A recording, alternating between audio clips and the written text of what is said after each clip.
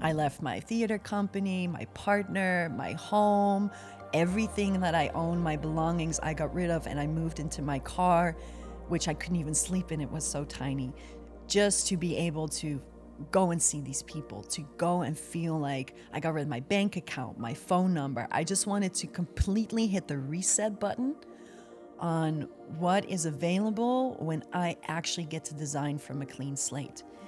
And then that led me to women's work, and then that led me to Blue, and then that turned into Florescence. And here we are on the couch, living that little thing that I felt so long ago. Not having the things that pull me make any sense, and trusting that there's something in it for me. And when that happens, it ends up rippling out and being something that I need to give back to because I love it so much. It was also the catalyst that brought me into my medicine work. It definitely brought me into my sound. It brought me into learning how to be in community, learning how to not be the lone wolf. The relationships and the sisterhood in this container and pillar that you two have energetically set, that is not about you, and it's not a hierarchy, and it's a circle, and it's a community, has changed my life. Welcome to the Deja Blu podcast, where we believe that living a life of magic can be the default. Join us each week as we playfully and authentically dive into the mysteries of life and explore what it truly means to be human. From spirituality, wellness, and all things taboo, we don't hold anything back.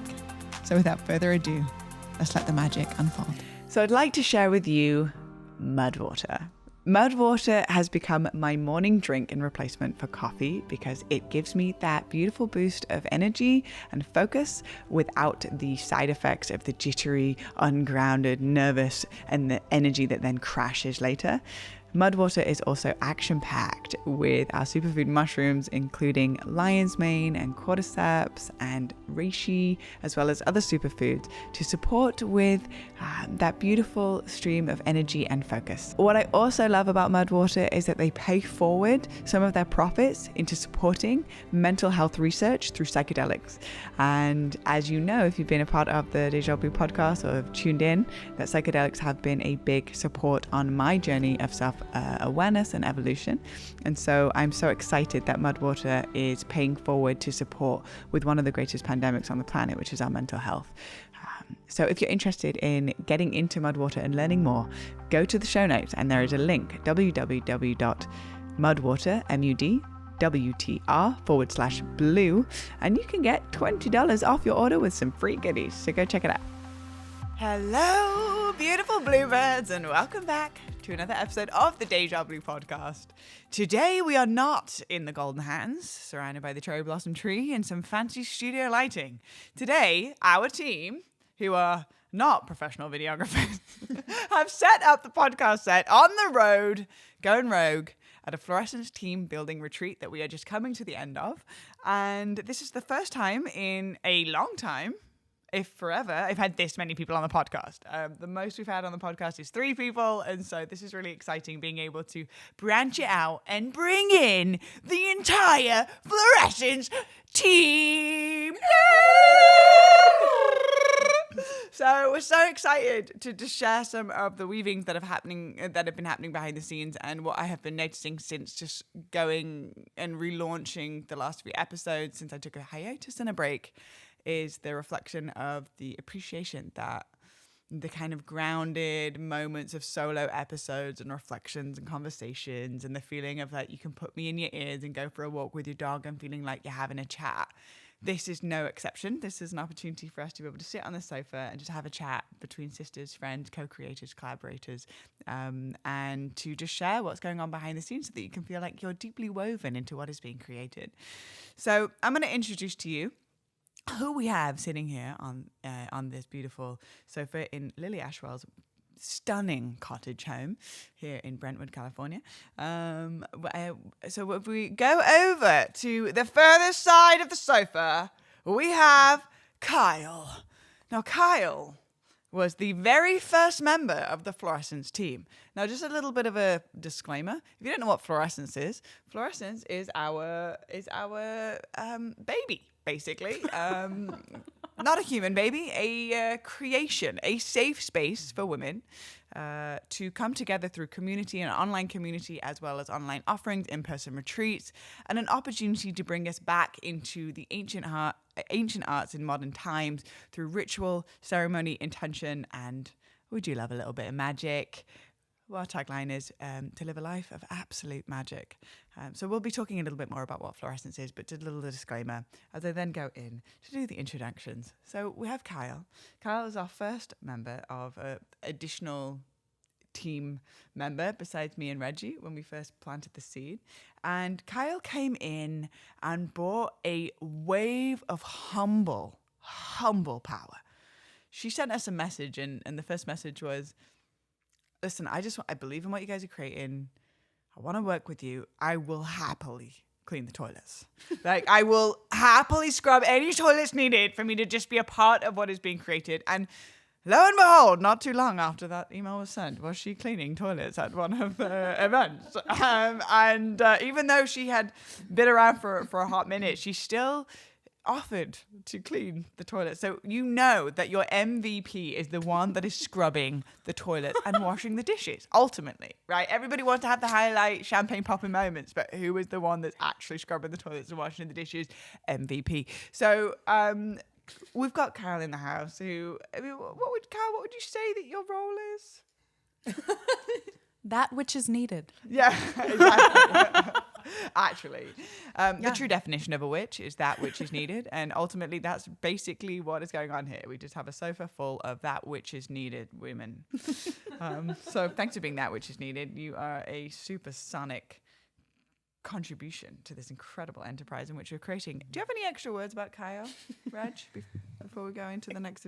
Kyle is just come in, swooped in as the embodiment of supports. Mm-hmm. I think your superpower within this team has very much been to be a safe place for us to move through our learning curves around what it even means to start a business, and just your ability to really hold us and to see us and to support us with the utmost patience has been an incredible gift. Mm-hmm. Yeah. Mm-hmm. So that's the beautiful, beautiful Kyle. Welcome to the conversation. Welcome to the Deja Blu podcast. Yay! And moving swiftly over on the beautiful sofa, we have our beloved Amy, who has been an absolute force of powerful fire, Leo igniting, let's fucking go kind of energy, where she has stepped in and become one of the mamas of our online community. We'll talk a little bit more about later about what that is, but been guiding the sisters, shown up first and foremost. Again, the main theme about these women is that we really believe in any kind of endeavor, what you put in is what you get out. And they are living example of being in full devotion, of pouring everything in, just being a student within the space, and therefore becoming also our teachers in the same breath, and guiding us home to what's most important as well. And Amy has most definitely done that, not only within the Florescence container, but also she stepped in and supported me as mama of operations with the Deja Blu podcast and all Blue brand things, and has really supported not only Florescence, but my personal brand in building really solid foundations, crossing all the T's, dotting all the I's, and being meticulous in the execution of forward thinking of that which is needed. So ultimately, again, another that which is needed woman. But that's really what it takes. You know, sometimes that which is needed is scrubbing the toilet, and sometimes that which is needed is building an event and offering it to hundreds of people. It's just recognizing that there is a level of devotion that lies within these women that is here for the grander vision of service and bringing sisters together. So, Amy, welcome to the podcast. It's such an honor to have you. Is there any additional words that you'd like to add for Amy Go? I'm going to say that Amy has embodied accountability for us because she's so driven and so motivated and so ready to go at all times that fire has really invited us into stepping up in a lot of organizational pieces. So I'm going to say accountability, Amy, for the win. Yeah, that's so true. I was thinking about that yesterday. I was like, where would we be without the team? You know, Oh, probably in the backyard singing Come By Your Heart. All righty, moving swiftly over on the sofa. To the left we have our beautiful Bernadette. Oh, queen. There are moments when I just stare at Bernadette. I'm just like, oh my God, you're so cool. Adopt me now. She's out like a medicine mama that always has a wicker basket at arm's length somewhere away that's filled with Mary Poppins-esque things. Anything and everything. What do you need? What do you need? I got you. And the thing with Bernie, which I really appreciate, is that she doesn't allow no to be the answer or I don't know. It's not like, ask a question and then she comes up, well, I don't know. It doesn't happen like that, because there is always a solution. And the other day when she was lighting the fire, I was just looking at her and I'm like, you are a capable woman. Like, I appreciate a capable woman that will go and find the solution at all costs and then come back. And no matter if she's had to climb a tree to get the solution and branches in her hair, she would just deliver the answer without having to make a whole hoo-ha about how long it took her to get that thing. It was just, hey, babe, anything else you need? With a smile on her face. And it's like, thank you. This is so helpful to have around. And again, another woman that is that which is needed. It's been difficult for us to deliver what it is that the job description is, because we're also learning right with everyone else. What are we actually doing here? Because all we knew was 15 feet in front of us when we planted the first seed of this creative endeavor. And so to have these women that are down to be in that which is needed and are down to learn with us is the greatest asset I think that we could ever have on a team, because calling us forward, calling us in, calling each other in, and creating practical solutions and not giving no or I don't know as an answer is the most fertile soil for any creative endeavor, any business, any enterprise. And so would you like to add some words onto the magnificence of this incredible creature? I do. Yeah, of course. Come on now. I feel for our team that Bernadette is, and even if you're not doing anything, which I feel like you're always doing something, but just your essence is like a nervous system reprogram, because you just have it. Like, you hold everyone in such an impeccable way with so much care and so much love and so much freedom, but so much strength. And I feel like you embody like the arms that hold everything together. And it's so, so, so incredibly important for us to have you and that element in our team. It's like the mama bear embodied in all the ways, from your capability to just the way that you see people and hold it together and pull us back to like, hey, let's bring it back to like, boom, what we're doing. It's just such a full spectrum experience of the mother in such a sassy, beautiful, delicious, capable way. Yeah. We're not even 10 minutes into the podcast yet, Reg, and you've already got her crying. Well, she said tears sell, so, I'm just going in hard. We like a few tears on the podcast. I usually use them as clickbait. And last but not least, by no means least, you know Reggie Riverbear. If you've been listening to the podcast, I've either been raving about her once she's not on the podcast, or she's on the podcast multiple times, and a lot of people have been really grateful for the wisdom and the magic in which she brings. This woman, if you didn't know it, one of my favorite facts about her, was genuinely born on a street called Rainbow Street. There's a place called Rainbow Street in the Netherlands. And not only was she born on Rainbow Street, but she was also born on a star-shaped island. Yes, a man-made island in the shape of a star. So this woman came in and decided, I'm going to incarnate in this life with Richard King and Davy as my guides. Legends, by the way. On Rainbow Street, on a star-shaped island, and I am going to be the embodiment of a rainbow in human form. And that is the best way for me to describe Reggie Riverbear. Not only my sister and my inspiration, one of the main humans that have pulled me back to what's most important, the altar and the prayers, and grounded me in the here and now.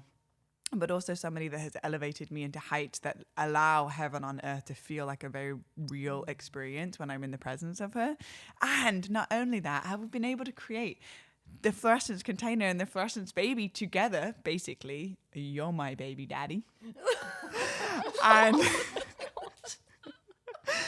And we have been able to co-create and have that co-creation add accountability to our sisterhood and our friendship, and not let the busyness of life drift us apart. And so you've been one of the greatest gifts in my entire life, and it's always such an honor to bring you onto the Deja Blu podcast. And I'm just so excited to continue to be able to give your voice some wings, to be able to touch more people through this platform, because I think the world is a better place the more people that get to feel the frequency of everything that you create. So welcome to the podcast, Reggie Riverbear. Reggie, do you have any words to say about yourself? Sure. No, just the honor of being in this partnership and feeling just the majesty of what we get to bring together. I feel like we have such a similar heart space of just joy and levity and playfulness. And we both have the desire to go deep and to know the magic, and just to feel the diversity in our expressions that in some magical way go so seamlessly together. And the effortlessness of our co-creations has been a game changer in my life. And maybe I should introduce Blue of Earth. I mean, I'm pretty sure if they're watching the podcast, they know who I am. Yeah, but maybe I'll share who you are to me. Okay. The ladies agree. We'll go with Okay. it. So Come on. I have known you for about 8 years. Wow. Yeah, it's been a hot minute. And to witness the evolution of Charlotte into Blue has been one of the most inspiring, uplifting, mind-blowing, game-changing things that I have witnessed on this planet. I feel that for so many of us, but for me specifically, your embodiment of having such a pure heart and such a true desire to be of service, combined, like packed into the most embodied version of limitlessness that I've witnessed, I think is unbelievably important for this time, and has been a huge inspiration for me to see the safety that you bring to so many of us that are highly sensitive, super intuitive, operating in a world that is not geared to nurturing our spirits and our souls. And from how you are designed and the way that you choose to walk and everything that you choose, I think that's really a big word that I feel with you, the way that you choose to move past your limits and to change everything into a blessing and an opportunity for growth, while keeping your sensitivity intact, while keeping your playfulness intact, is something that I haven't really seen anywhere else in the capacity that you bring that. So to be in close orbit with you, to be your sister, to be your co-creator, for me has been a massive exhale in my life, to know that it's safe to be fucking magic and powerful and safe into spreading that magic into the world. And I just want to really thank you for being that, and then choosing to share it with all of us, not only in the Deja Blu podcast, but in our personal relationships, and then now in Florescence, to create a space where we can actually receive your teachings and your blessings and just your majesty in a whole nother way. Oh, come on, Reg. That was real nice. Do you want to say something about yourself? Well, I'm just going to say thank you. That's all that I need to say about myself. I don't know what it is about hanging out with you, but I go into a different English accent, and sometimes the lines get really blue. So if that happens on the podcast, just a little disclaimer. Anyways, that was really nice, Reg. Thank you. That really touched my heart. I'm going to have a moment after this podcast when it comes out where I really sit with that and just like absorb it. Like that. It made me like my morning affirmations. Yeah. Let's go. Get me going in a really good note. Thanks, Reg. Love you. I love you so much. Oh, Come on. If you're listening on the audio, that's me slapping a bum. Alrighty. So first and foremost, before we go into sort of like the logistics of what it is that we're creating, that's not the intention of this podcast. The intention of this podcast is to really understand and break down what has supported, like you said, these sensitive souls to feel like they have a sense of home and play and a place of rest, for our emotions being actually one of the most incredible gifts that we could receive, as they're a guide into a deeper level of self-awareness, as opposed to being like, don't feel that emotion, you're too much, push that down. And to actually hear a little bit about your stories of like going from living a life from the outside in to living a life from the inside out, because that has been the common theme that I've witnessed in all three of you and all of us ultimately, which is what we can pass on when it comes from a truly embodied place. Like yesterday, we got to hear a little bit more about Cal's experience and journey of her healing with her physical health. And that just really opened my eyes to a deeper understanding of what it means to live a life of alignment and what it does to your physical health and well-being as well. And so I'd love to go and just hear from all three of you the journey of ultimately stumbling across or living a life based off of this is what it's supposed to look like, to then making the jump into, oh my goodness, I can actually do what I love. Not only have a healthy life, but I can actually serve others through that. Wait, what? That's even a real thing? So what was that journey like? It almost kind of reminds me of when you're singing, you go from like your low voice to your head voice. It's like there's like a little break in between. Like, what was that break for you, where you broke away from the shoulds and that living from an external life, and then to start to tap into, oh my gosh, this is my highest excitement and my greatest joy, and me showing up in that place beyond compromise is my service, and therefore my dharma, my mission. So I'd love to start with Kyle and then move across to hear a little bit about what that journey's looked like for you. Yeah, wonderful prompt. Thanks. Wow. Yeah, living our truth and being the most authentic self, being the greatest service that we can show in the world. And I mean, my journey and my like path started when I got sober in my early 20s. And then that became like me being of service to others, healing, by literally just sharing what worked for me, ended up catapulting me into the spiritual like world. Because I started to see that the synchronicities in my life were happening even when I wasn't fully present. They were still happening, but once I was present, they were everywhere. And it was just like I was being led. And so I feel like a big part of what I've seen in Florescence and with you both is this life of magic. And I was tapped into that, but I didn't have a ton of people that were really consciously tapped into that as well.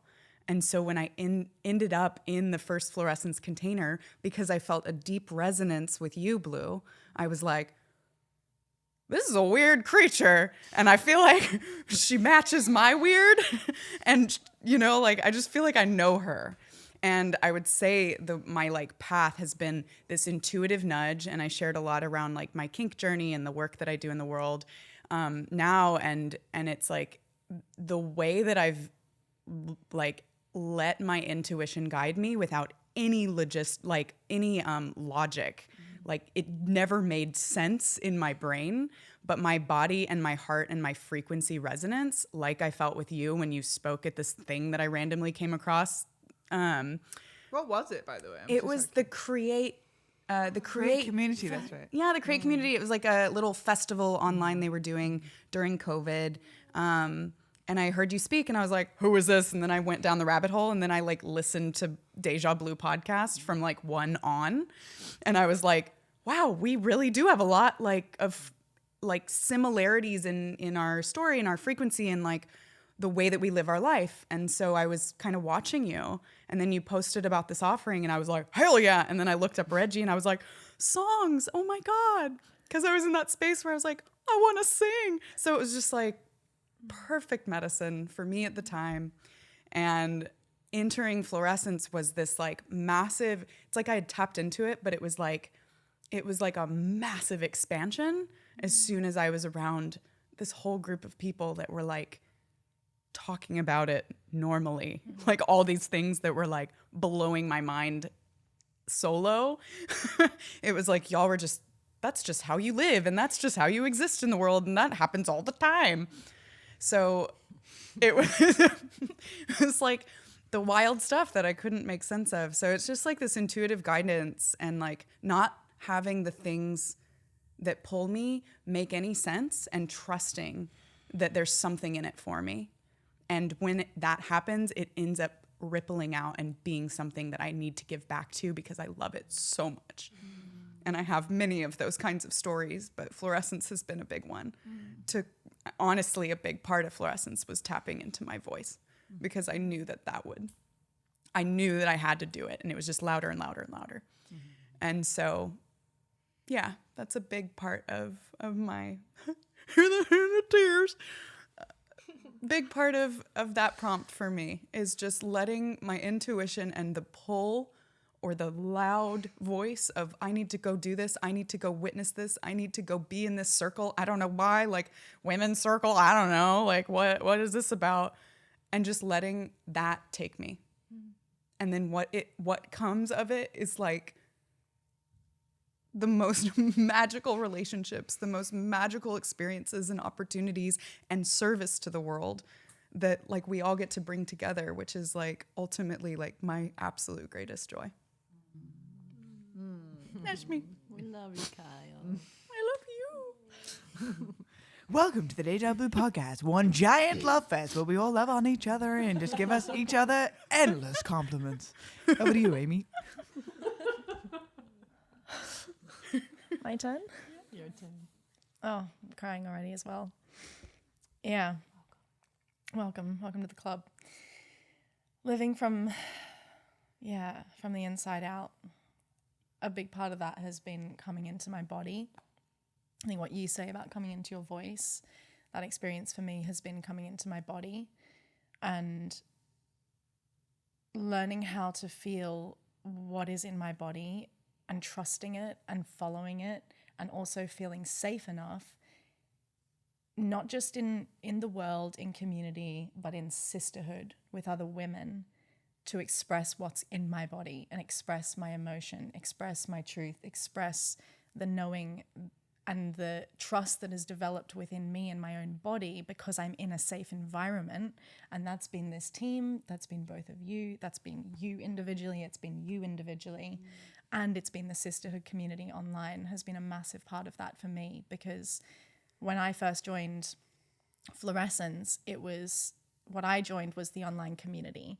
The first course had already run. I think the second course was about to run, and financially I was like, I don't even know if I can make $11 a month.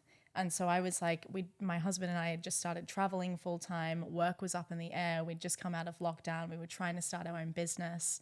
And there was this, and we'd left a community, we'd left our Christianity, we'd left our church, and we were on the road, and there was this online community of people that I resonated with, again, through the connection with you, Blue, that the first month went by after knowing about it, and I was like, can't afford it. And then the next month I was like, I have to join this community because I need a sense of community. And the similar thing, it was a feeling of like, I don't know why, and I've never been involved in something like this before, even like a women's community. Like I grew up hanging out with the guys. I only had a couple of girlfriends. I didn't have a great relationship with my mum. Like joining a women's community and a sisterhood community for me was not top of my priority list.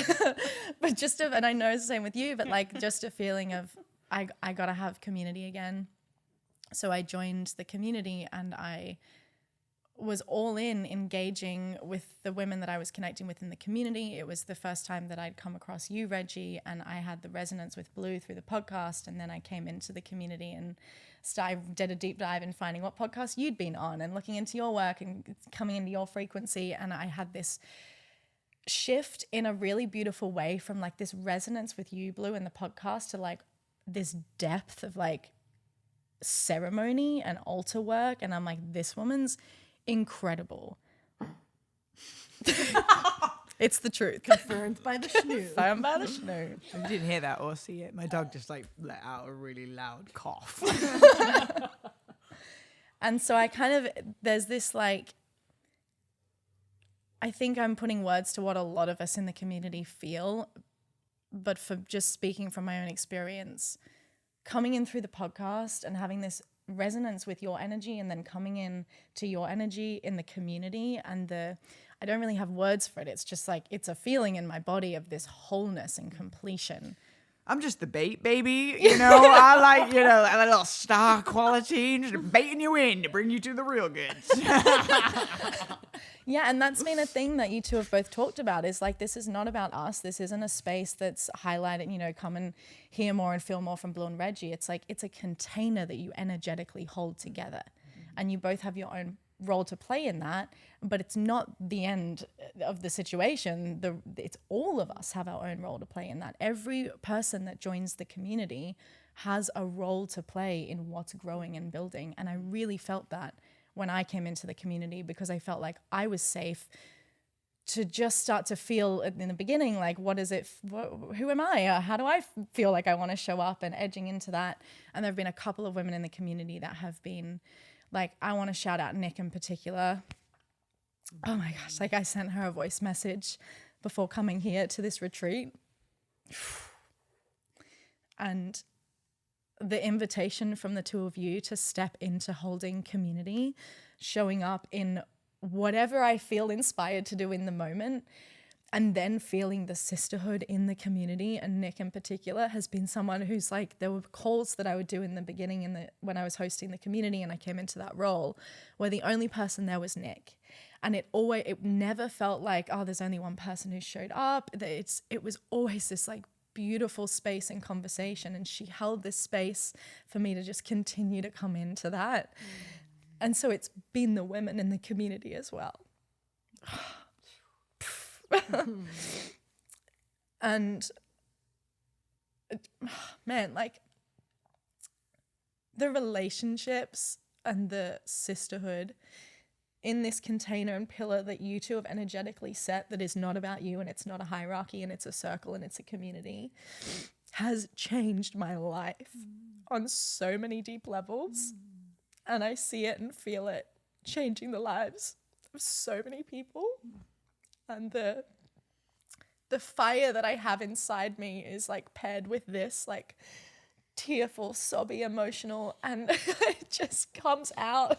And I'm learning to let it come out and it be medicine, and allow myself to not feel or be worried about being seen as weak because of my emotion and my feeling and my energetic sensitivity, and being in a safe place where there's space for that to come alive, has been the medicine to live from the inside out, and to learn to bring that out and feel safe in the world and safe in my body, particularly for me in my own experience and journey, safe in my body as a woman, in my sexuality, in my embodiment, in my sensuality, and the energetic, emotional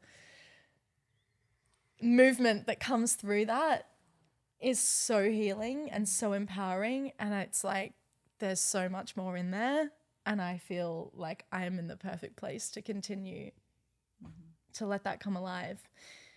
So thank you, all of you, so much, and all of the women in the Florescence community. And yeah, I freaking love this so much. We love you so much, Amy.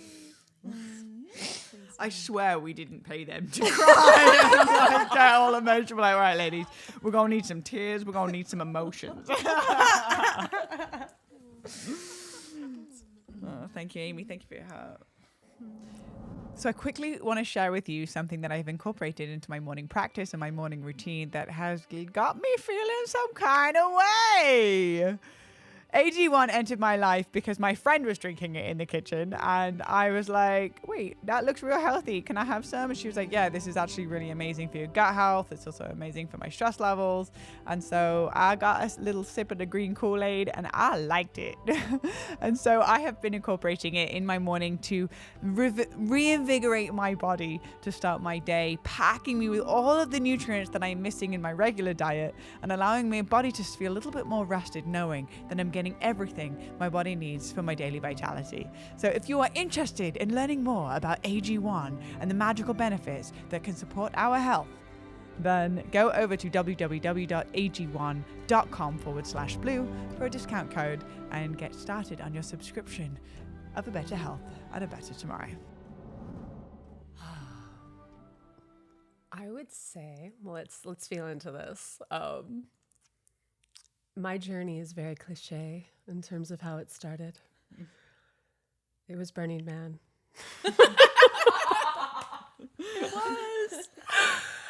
It was the biggest disruptor that came full force, that shook me out of a toxic space of isolation. The moment I experienced it, it was very much resonance and frequency. And I would say that's been the primary guide that's led me on my journey. But after experiencing that, I was living in Chicago alone. And I came back and absolutely blew my life up. I knew immediately. I was like, I don't know what I just experienced. I don't know what I just felt. But I just found my path.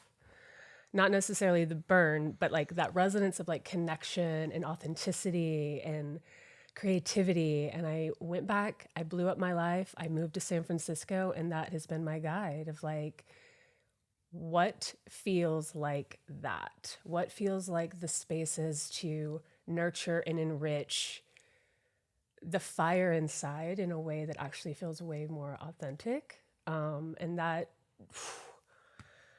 it's been a ride.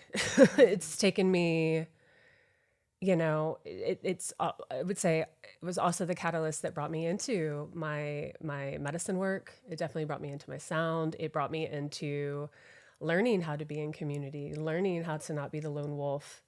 And that's hard. It's really hard.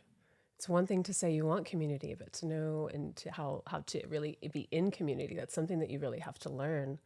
And because it is so much about not just receiving, but how do you show up? How do you give? How do you interact in it in a way that it does provide that ecosystem? So I think I'm a lot like Kyle. It's like things would come into my field, and without even knowing anything about it, without ever researching anything about it, it would be a resonance where it's like, that's the next thing. And I would just jump headfirst into it. And you came into my life early on. I mean, we're talking like microphone in the garage days, like living with Azria days, like early on. And so it feels really sweet because I feel like I've been growing up with you in a lot of ways. But for me, yeah, what's felt most important is, if it feels resonance, then to physically put myself there in some capacity, and just be immersed in it. And so that's led me on my journey through my spirituality and coming to myself, coming to my home, being able to feel myself, being able to actually allow people to see me. There's a saying that I uncovered a few years ago that was kind of a trap of mine, where to your point about like me holding the container, and like but it used to be a trap, and it's called when holding becomes hiding. And that was very much my interaction, is like I would show up in the spaces, but it'd be on the outskirts of like, oh, how do I cook the food and how do I do the things so I don't actually have to look at you in the eyes face to face and connect. But like I'm still in the community, and like, so it's through those practices, it's through putting myself in the containers and like actually making myself, I'm trying to figure out what I'm trying to say here. Putting myself in the containers and actually being immersed in those energies to allow to soften and to come home to myself even more so. And then, okay, it's safe to actually like show myself. It's safe to like share myself a little bit more. So it's been a really long process. And I would say, the fluorescence container, that I was in the first one, me and Kyle. And that was another one of those things where it was just like, it was an immediate resonance. I didn't understand why. But I was like, all right, let's go. And it was, to Amy's point, I wasn't looking to join a sisterhood. Like, I'm just looking for community during COVID, like, you know, but what ended up happening was this new unlocking of community in a deeper way that's like in resonance, like to my bones of like, wait, it's actually really safe to just not just soften, but to completely come naked. What? And it's just, I guess it's unfortunate that we don't know that we have to kind of go on these journeys to kind of figure that out. And so I think for me, when I think about the Florescence container, it's like, it's been such a gift for me in the showing up naked and being able to receive each other in those really soft and raw spaces and feeling our hearts and crying and celebrating and dancing and all of the things, that it creates that resonance again of like, well, more of this, well, more of this. How do we support this? They need to know that this is possible. And I think in our work dynamics as well, that's what we've come up with is like, we get to do this. It's not that we have to do this, or like the old paradigms of like, well, this is what work is supposed to look like. And, you know, I feel some type of way, but I'm not going to say it because I don't want to rock the boat. But it's like, we get to do this. And we also know that what that requires is all of us, all of us to the table, and to be supported in that and to be able to be disruptors for other women in that way. You know, I'm not promoting go to Burning Man to do this. Like, there's other ways to have disruption in your life to really like shake it up and see what's possible. And so I don't know if that fully answers the question, but that's what's present for me in this moment. Yeah, it's the resonance of disruption and nurturing all at once. You know, it's like the dismantling and the rebuilding that feels really, really sweet. And just like, more of that, please. Yeah. Yeah. Thank you. Thank you. The burn woke up at the burn. At the burn. All right, Reggie, same question for you. All right. Well, surely you can't have always just been born perfect, no? Like being perfect this whole time. There must have been some sort of like leap where you may have got caught up in the Maya, and the Maya being the illusion that happiness lies outside of ourselves or some sort of external achievement. And what I'm hearing here is the key word of safe. Like, what does it look like for a highly empathic individual that feels deeply, that is kind of feels a little bit like the psychedelic or the black sheep of the family as a term, the one that sort of like doesn't follow the rest, or like doesn't sort of feel like a belonging within the family unit or some sense of community, and that sensitivity has been seen as a weakness, but then to also be able to create a feeling in a space of going, hey, actually my sensitivity is my superpower. Hey, my empathy, my ability to feel beyond what is being said is a superpower because it taps me into the realm of real, and what might actually be the narrative is I'm becoming sane in an insane world.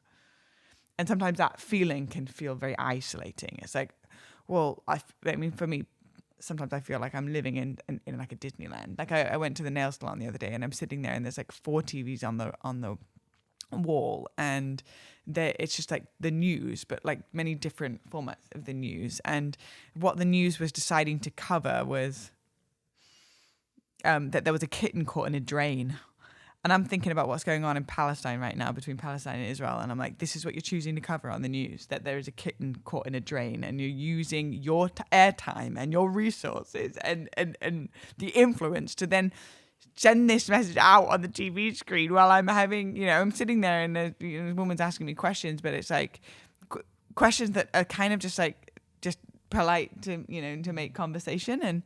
And I'm just sitting there, and I'm feeling like, wow, this is really like a Disneyland kind of experience where this media is just like, it's just noise. And it's not really addressing deeper things that are kind of distracting us away from actually how we're part of the problem, therefore we can be part of the solution. And the conversation was really like, it was really more just to fill the space. And I felt this sense of loneliness in that moment of being like, what are we doing? Like, what are we actually doing? Like, to be a human being and to have a physical body and to feel all of these feelings and to be able to have the 5 senses and the extrasensory perception is a superpower. It's a super gift. Being on planet Earth is one of the most miraculous thing we could ever experience in this incarnation. And yet it's just floating on this lazy river of tiny potential and distraction.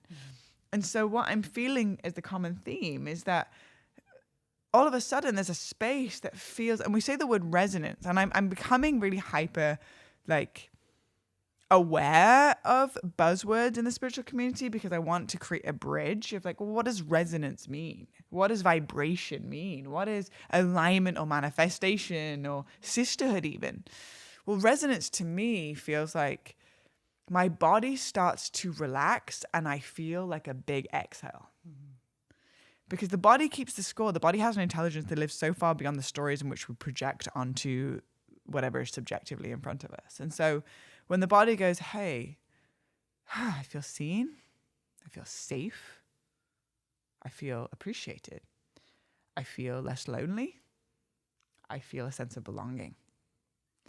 That in itself is a revolutionary space because it's so rare to come across that. Simultaneously, in the same breath, I'm very sensitive right now because I did get into Escaping Twin Flames on Netflix. And we've been like making jokes about it. If you don't know about this TV show, it's a Netflix TV show. It's this couple that basically have, specifically the male has some sort of God complex and believes that, it's hierarchy with spiritual lingo, and it's the biggest like cringe that we do see in the spiritual community. And so there are certain buzzwords that they use, which is like the divine masculine, the divine feminine, and resonance and alignment, and it's your calling and union. And those words are infiltrated into the spiritual community, and simultaneously it's not about the words, it's about the energy behind the words that we're inviting us into, because sometimes we can get so lost in the programming around what the words mean that we're not allowing our body to feel into the resonance. And so that is, and resonance being what I just said, that sense of relaxation, that homecoming, or that feeling of just feeling seen just for a moment. And I think that circles back to the point around being the black sheep or the psychedelic sheep of the family, the one that feels like it's a kind of like outcast a little bit. But what we're actually looking at here is that there is a feeling of not feeling alone and a feeling of safety. And I think that's really what we're all looking for. And that's why people get caught up in these sort of things about escaping twin flames and this cultish behavior, is because they're so desperate for community, so desperate for a sense of belonging, so desperate for a sense of feeling not so alone. And ultimately, how can we actually create a bridge where not only do we get to create that feeling, but we also create it in a genuinely safe way? Mm-hmm. Not I'm a wounded person that feels really lonely and I'm desperate for community at all costs, and therefore I've flipped into some sort of manipulation where my own personal power has been gradually sapped through the lens of a spiritual answer. And so that's what I want to be really sensitive around is the importance of these safe spaces, but also simultaneously recognizing that when these safe spaces do come along from the outside in, based off of the buzzwords, it can come across like cultish. And the cult for me represents more so subtle or not so subtle manipulation tactics to keep you in this kind of like controlled environment. And ultimately it's actually the opposite.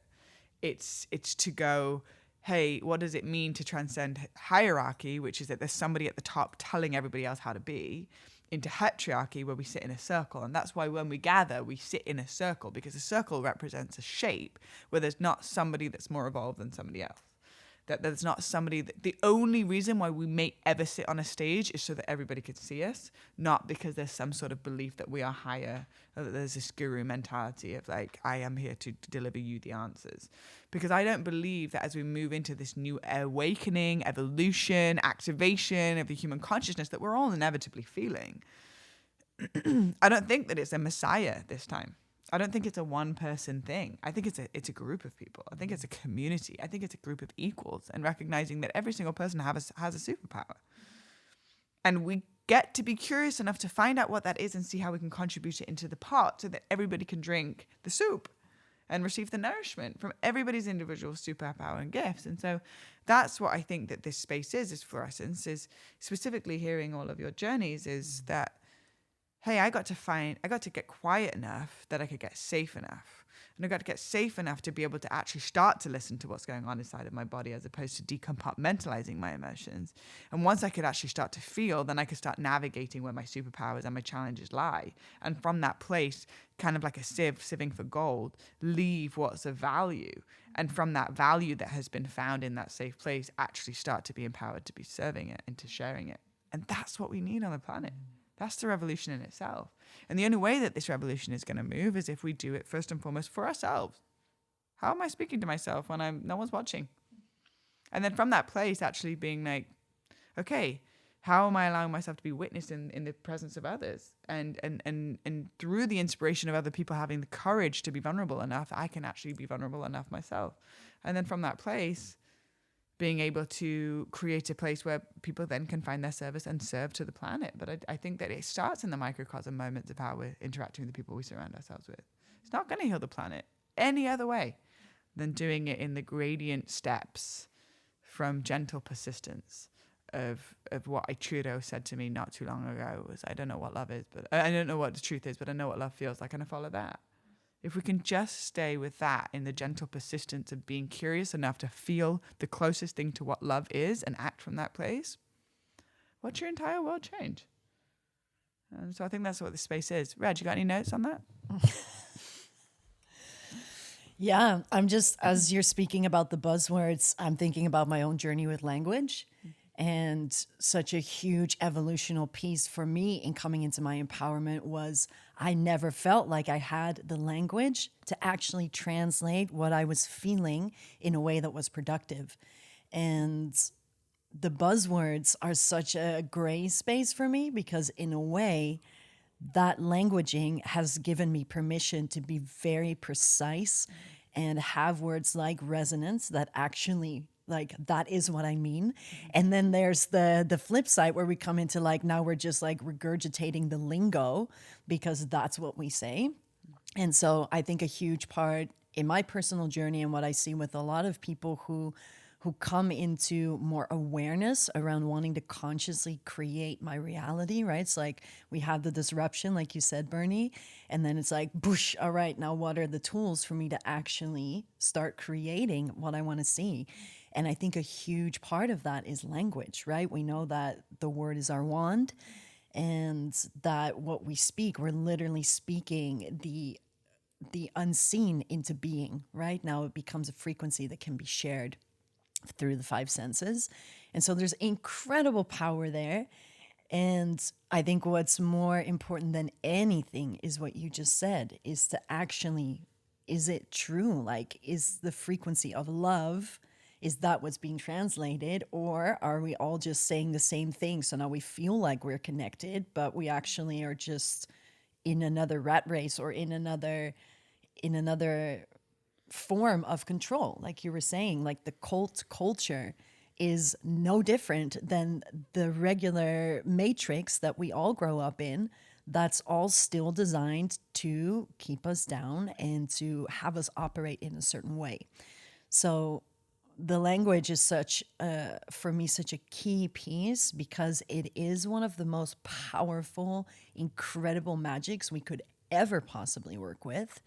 And simultaneously, are we freaking really embodying that, or are we just copy pasting? And this is the difference, what we're speaking about with knowledge and with wisdom. It's like, it's not about the actual words. It's not about the lingo. It's about the clarity with which I speak. And it's about the precision of my wand that I'm choosing these words with. So there's, I think within these communities, and whether it's Florescence or whether it's any other women's circle, a men's circle, or whether it's a cult, there's, for us individually, an opportunity to get really clear with what is my truth meter, what's my bullshit meter, and to not give our sovereignty away because something sounds good, because something looks good. And what I'm hearing from all of you and what has been my experience and what I know has been your experience is we all have the gauge of discernment, and to be really clear on like, oh, yeah, my body responds to that, but not because I'm like craving something and I need something to feel a void, but I feel a resonance. I feel my truth meter is like, oh, that actually is in alignment with like the truth of my heart and my spirit and like that innocent part of me that's still alive, that hasn't been able to be destroyed by this crazy manipulative world that we live in. And that's what I want to say yes to. Like you were saying, Kyle, it's like, I don't know why, but something in my whole being goes, yes. And I think that's been a huge, beautiful thing for me in building Florescence with you and building Florescence with all of us, is that I feel like one of our devotions is to keeping it real and to always come home to, does this still feel good? And not to get caught up in what it should look like, what it should feel like, what the rules are of having a community, what the rules are of having a business or being in relation with one another. I feel like our unspoken agreement is that we listen. And the listening never ends.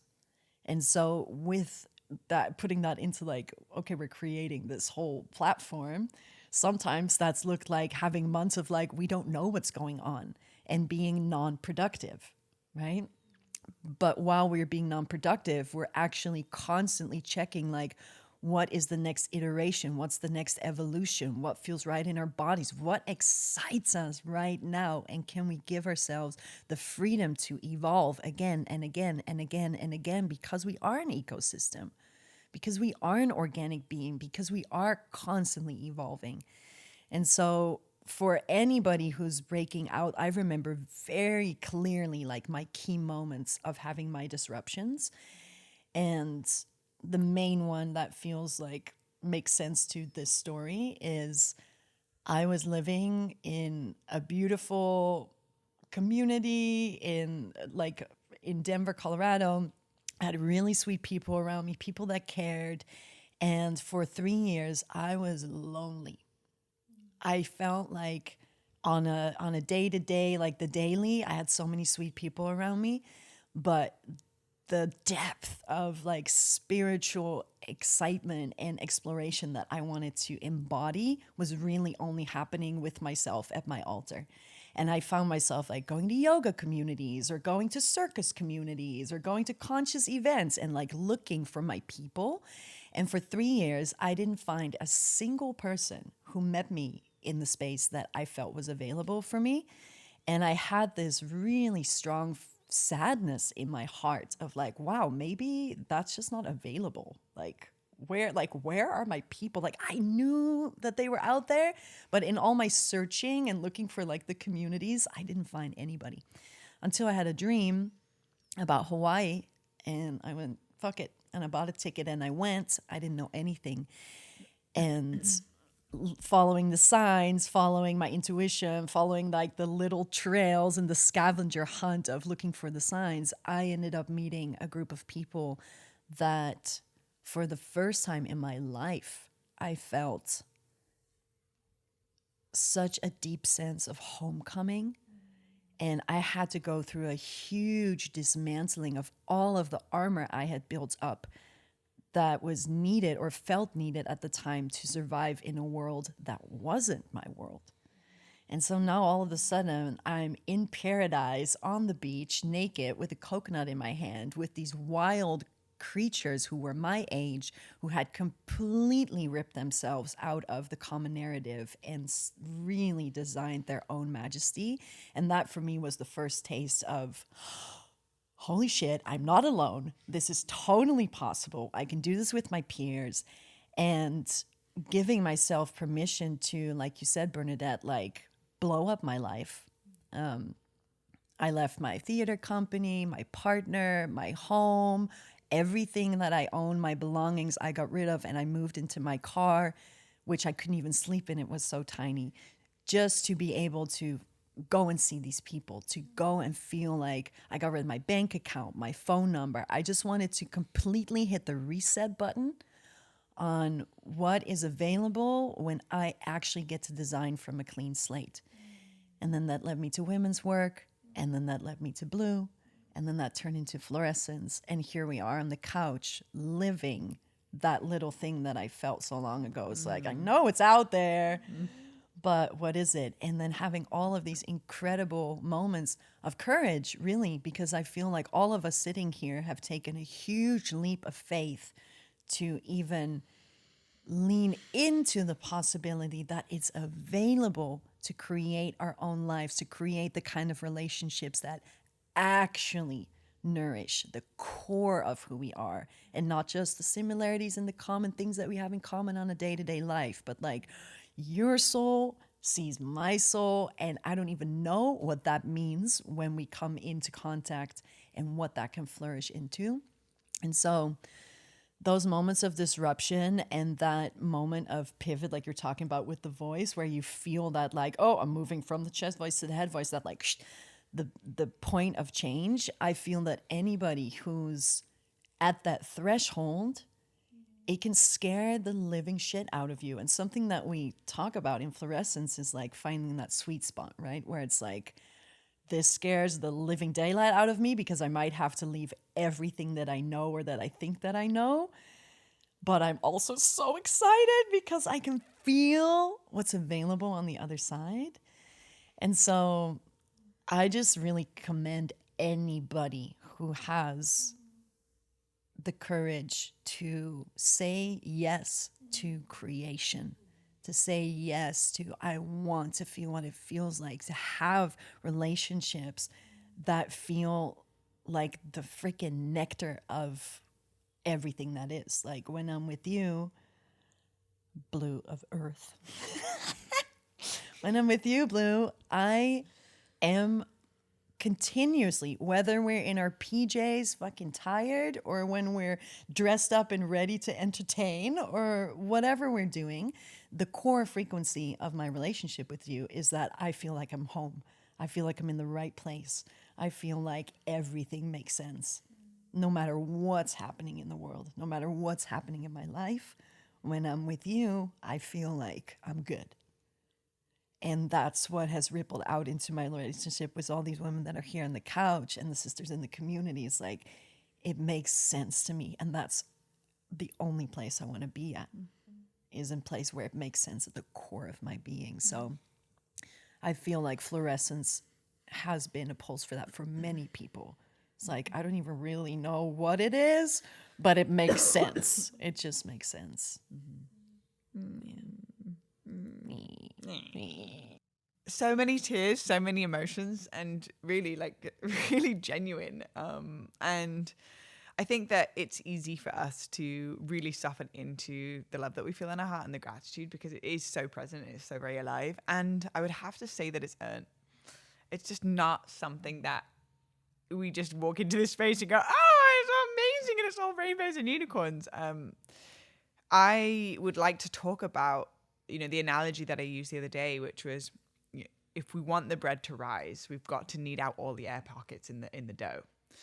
And the air pockets, when we look at it from that analogy, it's not personal, it's not an attack, it's just that we all collectively want to rise and grow and expand within our own personal lives, also within what we're co-creating within Florescence. And so behind the scenes, when you build something with one person, let alone in a group of people, there's going to be contraction, resistance, agitation, frustrations, unspoken pieces that ultimately are actually not ensuring that the entire thing rises as one unit.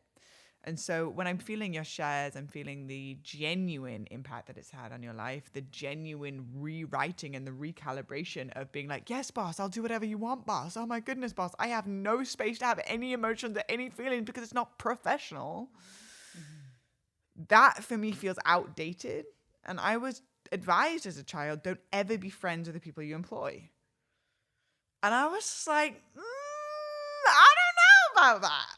Now, of course, there is a reason for being shared that, because there is the professional work and then the personal blurriness that can create more confusion.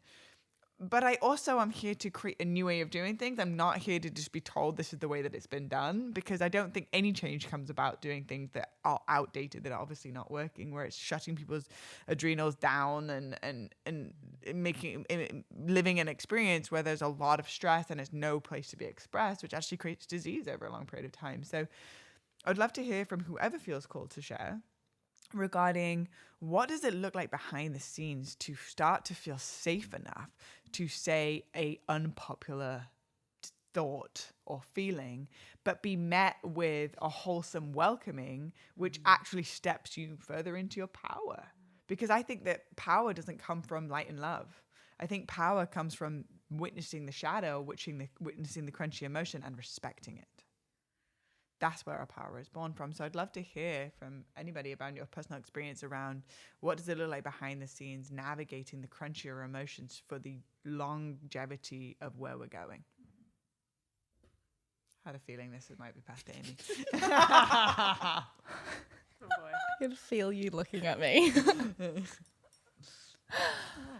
The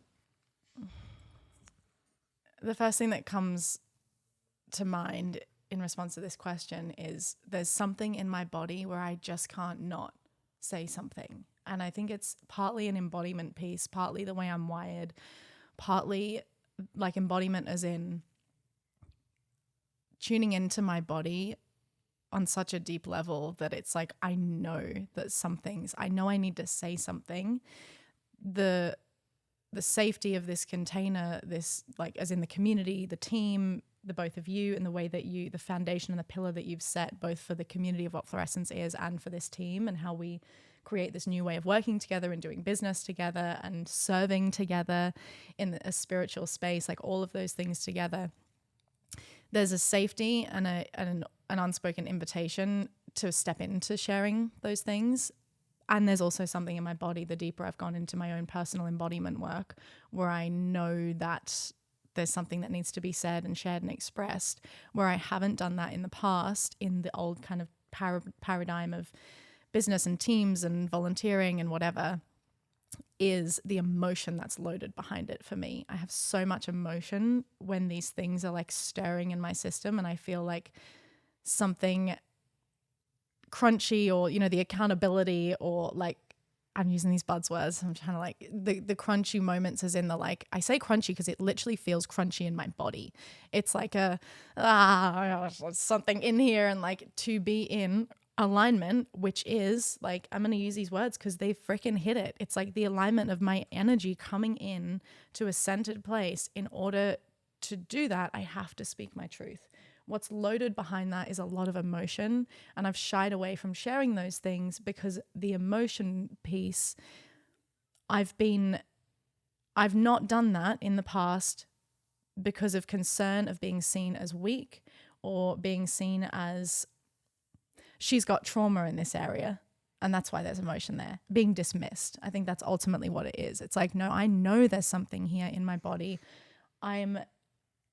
I know I'm not 100% right, and there's going to be more to this picture. So there's also holding that piece of like, I'm feeling something here and I'm honoring that, and I'm bringing it to the table so we can all bring our pieces into that. And there's been multiple conversations that I've had with all of us around things that I feel and I need to share and bring forward. And sometimes there's a lot of energy behind it, a lot of emotion. Allowing that to move through my own system is allowing myself to clear out the limitations of speaking my truth. So it's a healing process for me. It gets to be a healing process for everyone involved, the whole team, because everyone gets to bring their aligned energy into the mix, into the situation, and then we co-create a solution together. So it's not about me bringing these, and this has been another hesitation in the past, is bringing something and thinking it's got to be the right or wrong thing. And if I bring it with this full sense of conviction and all the energy behind it, but it's wrong, then I'm seen as whatever. There's this idea in my head of, and letting go of that and realizing that's not the case. What I feel is true in my body, so I'm going to share that and bring that forward. And there's going to be truth in everyone else's body that is shared and brings that forward. And then we co-create and figure it out together. Mm-hmm. and being in a space and a team and a community where it is, I think you said it before, Reggie, like we all need to show up. We all need to be, or Blue, I can't remember. It's like we are all invited in. Was it you? I don't know. One of us said it. All of us showing up in our bodies. And when one of us isn't doing that, it impacts the whole team as well. And that's another piece of like where I feel driven to speak up in those behind the scenes moments and to, I don't know, speak into what I'm feeling is like, if I don't, there's everyone feels it because we're all freaking sensitive and we know, it's like we know it anyway. So we might as well bring it to the table, put it in the middle, have a conversation about it, let the emotions fly, let the triggers come out, like be safe enough that we know each other at the end of the day. The triggers are going to come up. It's safe for me to get triggered. It's safe for me to have a tantrum because you ultimately know my heart. And that comes with ultimately knowing my heart, that my heart is pure. And I'm a human and I have trauma and I have hurt and I have pain and I have reactions and I'm learning and growing and I know all of you know that and see that. So I feel safe for that to come up as well. I want to add on this, like, and then we'll go over to Kyle, just to add on a little bit to that is within everything that you've shared, there is a level of self-awareness that is required for the contribution of the safety for you to express those emotions. And that level of self-awareness comes down to my story around this is, my experience of this is, my body feels contraction around. Yeah. Because that language is ownership. Totally. Where if there was an experience while we're in team building or we're in a meeting and there's an emotion and it's like, you said this and you made me feel this way and you da-da-da-da-da, then all of a sudden it's a very difficult place to move forward from because somebody has to be right and somebody has to be wrong. Somebody's not taking ownership of their response to it and somebody's to blame. So then all of a sudden, if the only way we move forward is if that other person then agrees that they're wrong, to then agree that that person's right. Which then creates a tilt in the equality of the space. And so there's a level of ownership of, oh, wow, thank you for bringing that. This is an opportunity for me to look at a deeper part of myself where I want to be empowered anyway. I don't want this to be leaking in my everyday life. Thank you so much for being my teacher in this moment. Or I don't personally resonate with that, but thank you so much for sharing how you're experiencing it. This is really helpful for us to be able to move forward. There is a certain level of self-awareness that is required for it to be a safe space to actually feel whatever the fuck it is that you're feeling. Because every single emotion is sacred. But it becomes, it's like recognizing, and the differentiation that really helped me was understanding that you can have a bonfire. A bonfire is life force energy. It's pure potential. It's powerful. It's the portal of transmutation. But if you use that fire to forge a weapon, and then you use that weapon to, with our words, and stab somebody with our words, what happens is there can be like shrapnel that comes off of that, the shards that come off of that weapon that then even long after the experience has passed, that person now has to sit there and pick out those pieces, which is to start to create a healing now within their own experience. And so even if the heat of the moment has passed and that person's felt whatever it is that they're feeling, the repercussions and the consequences live much longer. And true healing happens on this planet when we are bringing more healing than we are trauma. And sometimes when those emotions are fired and there's a lot of like, but it's projected, we're actually causing more trauma as opposed to creating more healing with the expression of whatever it is that's being felt. So that piece within everything that you've shared allows us to always be operating in fertile soil. No matter what emotion. Crunchy, light, happy, sad, tears, breakdown, exorcism, whatever it is, you know, it's like it's welcome here because of the level of self-awareness that's required. Okay. I love a good analogy. And I'm gonna spin off of that, where this creature here holds a lot of fire, and if she's the bonfire, like she is actually, like she has been, in my experience, her fire has been like lighting our candles while we're sitting around the fire, because her flame is really, really bright. And so with everything that you shared, it's like the way that you're wired and the way that you've shared and held your emotions and also shared it with me, a lot of the times first and then to the team, has been the permission slip that I think we all needed, but also just like on my own personal experience has been the like, that's actually created the safety to not be perfect, to not be holding it alone or holding it only in solo. It's like actually bring the team and be like, I'm actually really struggling and I really need support, or this actually doesn't feel good for me, even though all y'all are into this. Like, let me tell you this and why it feels in my body, right?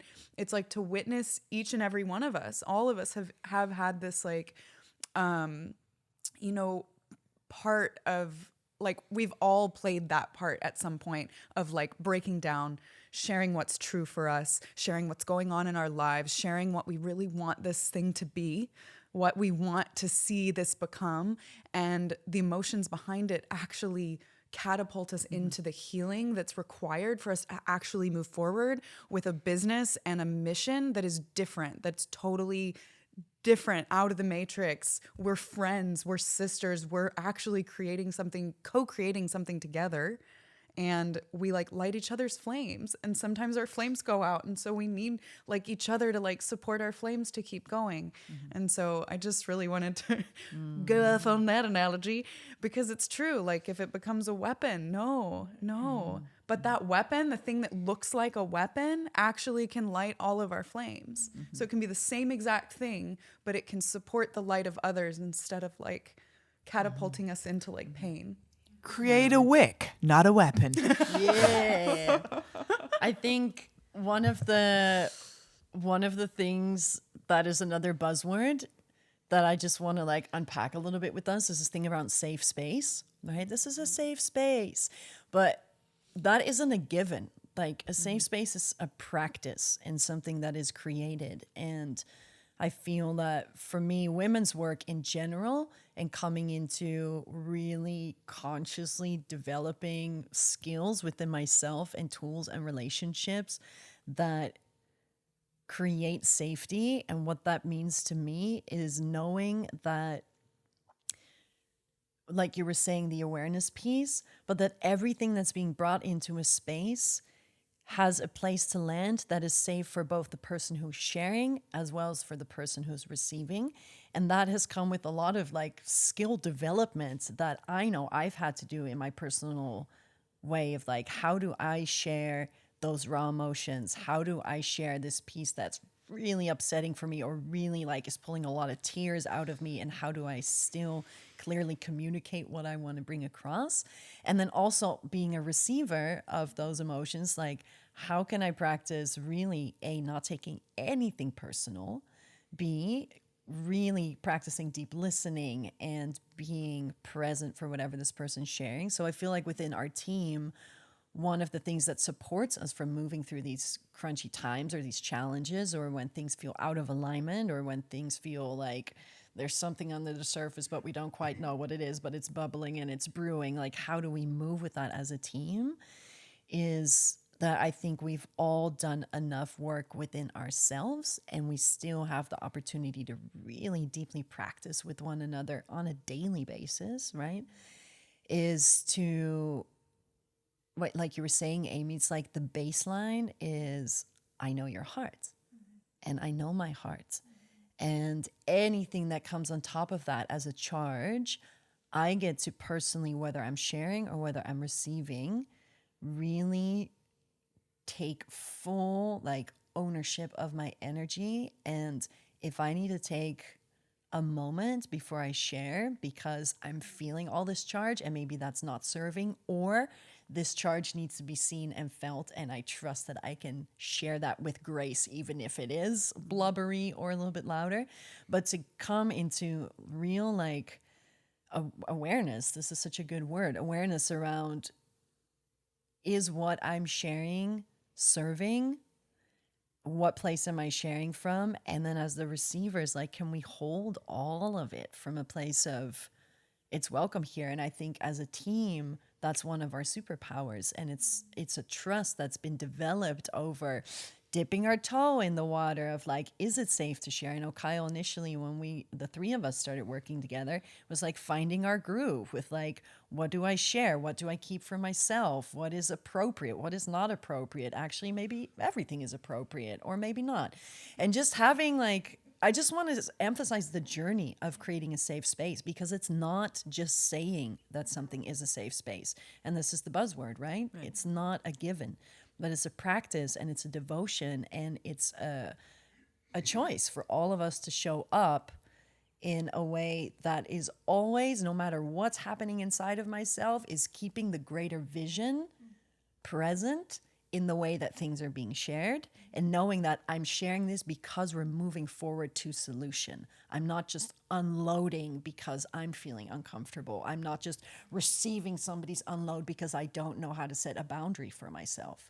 Right? So there's so many things that come into play to even be able to, and this is within a team, but this is within, for me, was the catalyst was my personal relationships and having no ability to do any of this. Like, I was the top, I would say, national freezer of all freezers. Like, if any form of confrontation would even be slightly in the area, I would freeze up, not have any words, start to shake, cry, sweat, and just completely be out of the conversation. And in receiving things, I would take things very personally and just like be distraught by a reflection. So over this past decade of being very aware of that and having put a lot of effort into, okay, I want to be in right relation, and life is life. Like, no matter how spiritual you are, no matter how many courses you take and meditations you do, we all feel. And we are all relating at all times. So I think a huge part of having a team, of having relationships, and of creating safe space is this devotion to really practicing these skills. And I just don't feel that in our common reality that's emphasized or practiced within our households, within our school systems, within our personal relations. And I really think this is a key element of changing the narrative of a people. Because when we can do that, when we can come to conflict resolution in a way that's authentic, that's welcoming, that's true, that's safe, and that's skilled, then we can literally move through whatever comes our way. Whatever comes our way, because life is life and things are going to be happening. So I just am so grateful for all of us coming in and feeling, because of the love that we have for one another and because of the care that we have for one another, that is enough for Tansoil, as you were saying, to want to practice these things in the best way that we know how. And the trust that that's created between all of us is the fruit of this work.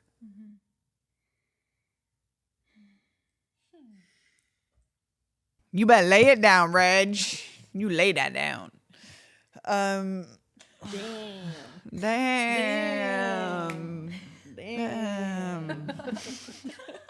It's a meme that I posted on my Instagram stories the other day. It was a video of a girl, a really young girl, that was dancing in kind of like the awkward robot kind of way, but like deeply respect that kind of movements. And that's the level of like support that is the default now of what we want around. It's just like a little moment where you just like in between making your cup of tea in the morning and just bust out a little robot moment, and then your buddy comes over and it's like, damn,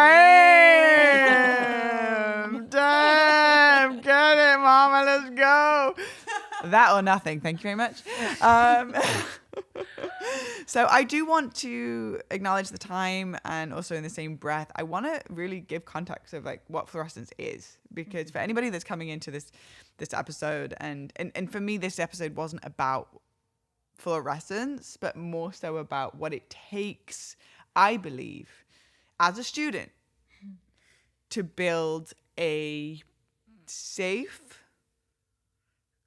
self-aware, empowered team to be devoted to service.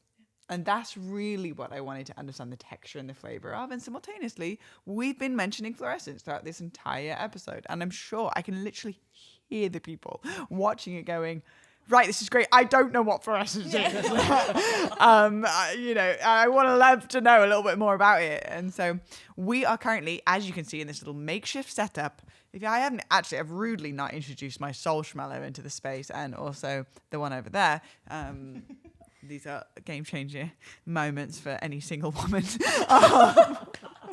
If you're just on the audio, we're talking about big, fluffy, round, squishy, unicorn, rainbow-filled cushions. Yeah, that's so amazing. That are also creatures. Literally called soul schmellos. So we set up like a sort of makeshift moment because we're actually in a beautiful home, Rachel Aswell's home. She's incredible, world-renowned interior designer, decorator extraordinaire. And we're on the tail end right now of a 3-day team building and strategy and execution retreat. Oh, brutal!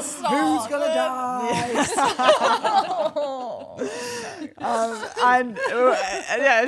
Not really. Execution of the goals and visions. But if you cut it out of context, it could look really dodgy. So we are really excited because we're sitting on some really, really potent offerings over the next year, 2024. We've got it all mapped out in the calendar. And so I'd love to hear, Reggie, from your perspective, what is fluorescence in general? And then we'll go into the individual parts that contribute to the ecosystem of fluorescence. Boom. All right. For me, the seed word that I can always distill it down to is a point of connection, fluorescence. So whether that is to some teachings through a course, whether that is to a sisterhood and the relationships within that, or whether that is to all of the nuggets that are in ourselves that we get to uncover through this journey of being part of fluorescence. Practically, we are like a modern mystery school for women and a community of like-minded, badass, soul-searching, devoted, heart-centered queens of the earth. So it's multiple things. The practicality is we are an online community that also shares teachings and courses and takes people on hikes and does retreats. So it's a whole ecosystem in that way. And then emotionally, I would say it's the salt of the earth when it comes to sisterhood. Salt of the earth when it comes to sisterhood. I love it. For all the women that have a deep relationship to nature or the elements or working with prayer or understanding how to communicate with animals or supporting each other or speaking words of deep philosophical thoughts or self-awareness, biohacking. All of that, even in our modern day society of 2023, is blanketed in the word witch. Oh, well, she must be a witch. Well, hold on. Hold on. We have evolved this into just being that which is needed and a deep level of listening, of being able to access different parts of ourselves, different archetypes that move through us, studying ancient wisdoms and philosophies while simultaneously creating a new way of doing things in modern times, and ultimately creating a place where we can be our empathetic, deeply connected, emotional, wild, primal, raw, activated, creative selves. And so that's really ultimately the base of it.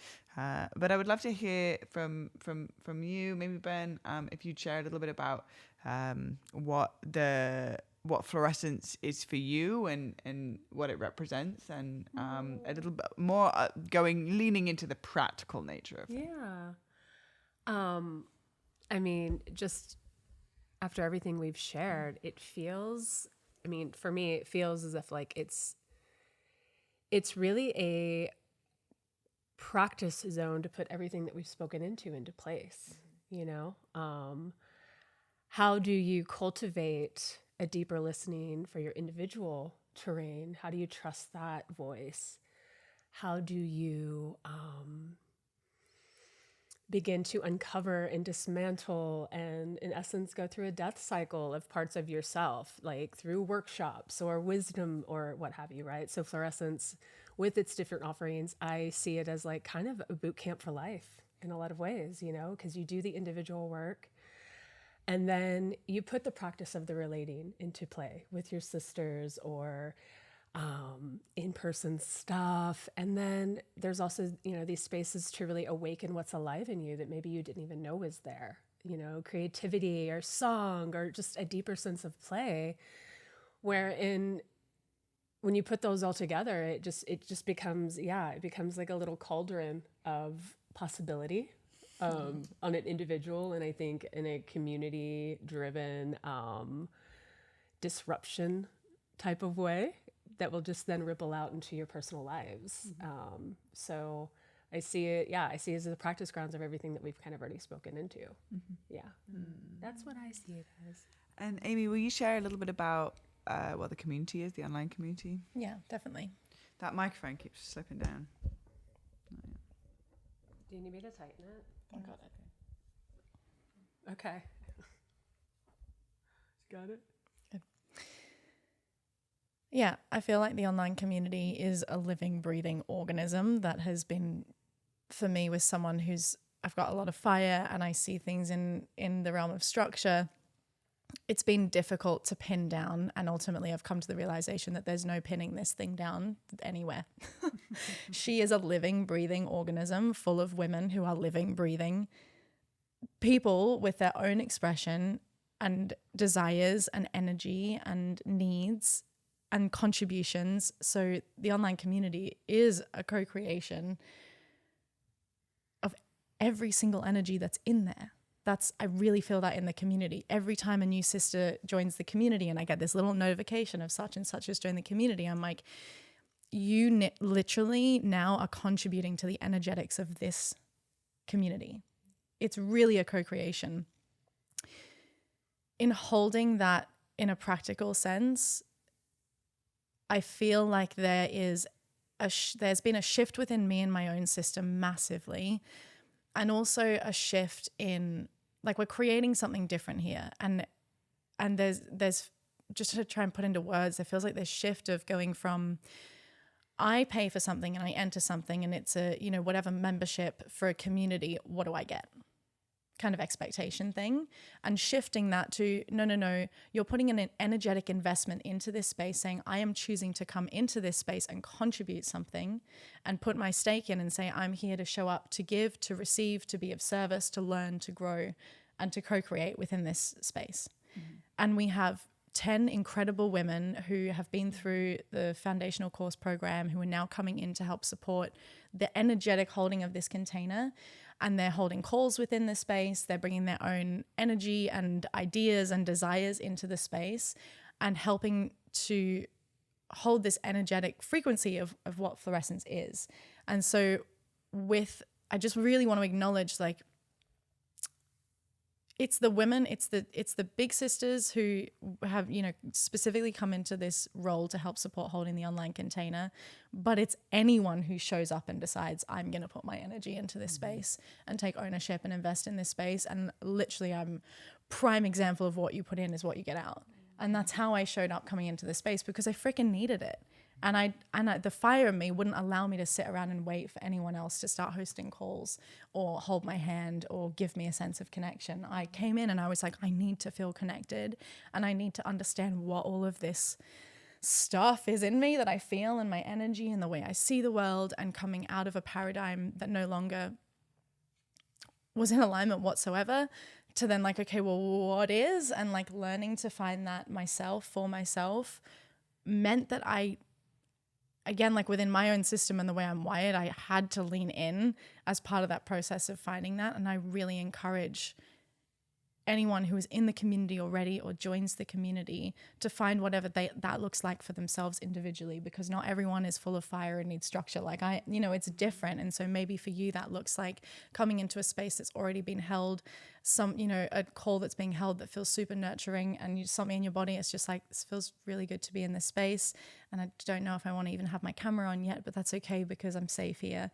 And just finding what that is on an individual level, because that energy and frequency is also a crucial contribution to the community. And so it doesn't need to look like this big, out there hosting calls involved, my offerings thing. we all have it's not balanced. If everyone is doing that, that's not a balanced ecosystem. So everyone's contribution is crucial, and we're co-creating it together. And speaking to myself first and foremost, like, I need to be okay with that as well, and give space for that to happen, and allow the living, breathing organism to come alive and be in service to it. Also, just to mention, this is a sisterhood. I think that we haven't actually fully like put emphasis at that the space in this community is cultivated by sisters for sisters. There is a specific reason, and this is not to say that women are better or that like there's an exclusivity, but more so a recognition of, first and foremost, my journey being like going to boarding school at a very young age and being raised by 52 other girls in my boarding house, and like my entire lifeblood and foundation is through sisterhood, even though I didn't use that word at that time because it's just what I knew. In addition to that, I met Reggie in an online women's sisterhood. We hadn't even met in person, and it wasn't until years in, after meeting every week online, was then when we actually met in person and cultivated that. But what I personally have found within the benefits of it just being women is that my defenses go down. I feel a deeper sense of safety. I feel like I share more. I allow the vulnerability to breathe a little bit more. And so it's meticulously designed for healing in the safest way possible, not about excluding or bettering than anybody else. While in the same breath, we, over the next year, and there'll be a link in the show notes for you to be able to see what we've got, and we've got brewing and cultivated over the next year on the calendar.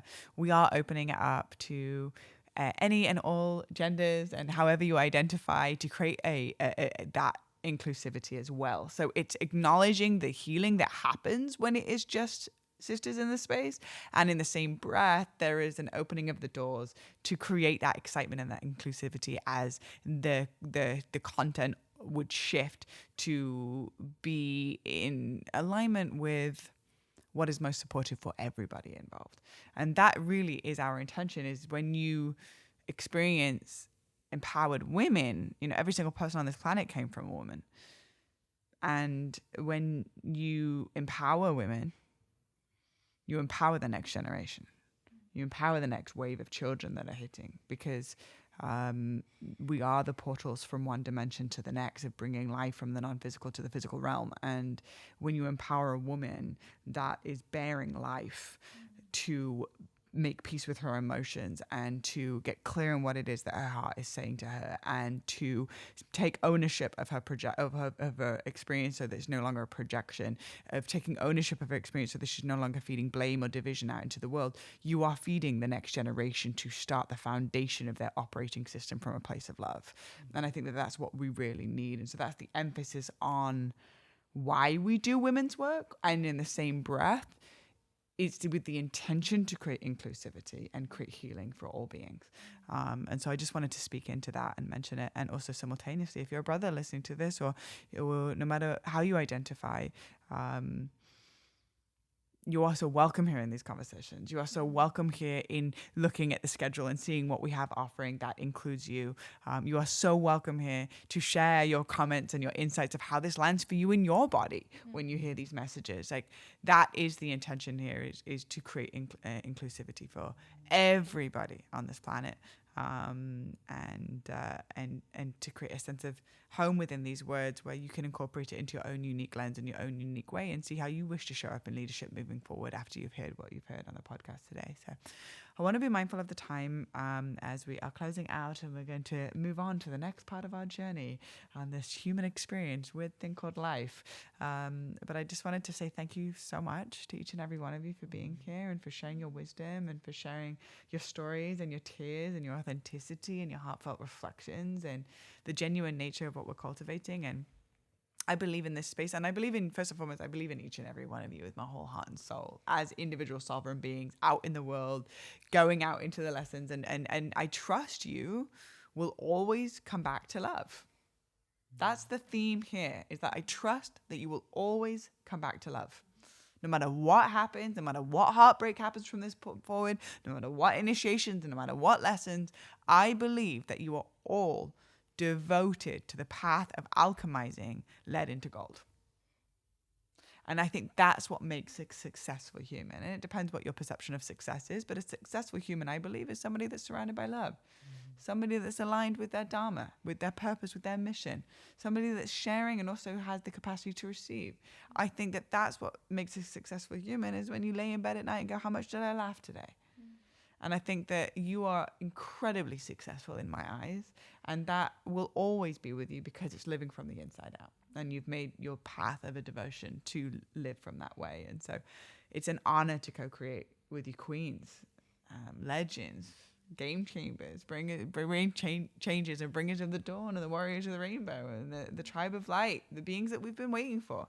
We are the ones that we've been waiting for. And I think that it starts here in our home, first and foremost, and then it spreads out into the world. And that's the only way that it's going to happen. And so may this podcast empower you in your own unique way, in your own unique lane, and recognizing that we don't share from a place of this being the absolute truth. We share this from a place of this is what's worked for us. May work for you, may not work for you. But we don't know the answers. We don't know the truth. And like Ichiro said, we know what love feels like. And we follow that. And the words land at the capacity of the embodiment. So if the embodiment is there, then the words will resonate. If the embodiment is not there, the words will just fill the space. And so feel into your body, feel into your intuition, feel into your own resonance. And may that be your North Star. So it's an honor to be able to share with you today and utilize media as medicine to continue to illuminate the hearts of those that we may never meet, but we will always feel even when we're asleep. And so from the Team Florescence, for all of the information, if you're interested in going on this journey with us, if you're interested in finding out what we've got on the schedule over next year, if you're interested in just learning a little bit more, then the information is in a link in the show notes. You can find everything there. You go to the website. We're in a rebranding right now, but what we'll have up is also works and is perfect for being able to continue to be a part of something that's so far beyond fonts and colors. It's a feeling, it's a sense of home, it's a sense of community. And we are, one of our main pieces that Richard Rudd shared with us around his team dynamics with the Gene Keys is the power and the energy of the rhino, which is gentle persistence. So Rome wasn't built in a day, and we are back behind the scenes doing everything that we can to continue to support with the gentle persistence of building a queendom, an enterprise, a business, and most importantly, a family, of not feeling so alone in our changing times of being human. So thank you so much. If you resonated with today's episode, please go ahead and share it on your Instagram stories. Send it over to anybody that you feel like could contribute or to benefit from these spaces from Florescence. And outside of that, even if you never look at the website and you don't touch Florescence with the barge pole, but you stayed here for the rest of the podcast, that's already everything. So thank you for being here. We're sending you so much love. And if you do choose to come join us in Florescence, we are so excited to meet you. Yahoo! Alrighty. From our hearts to yours, sending you so much love, and we will see you next week.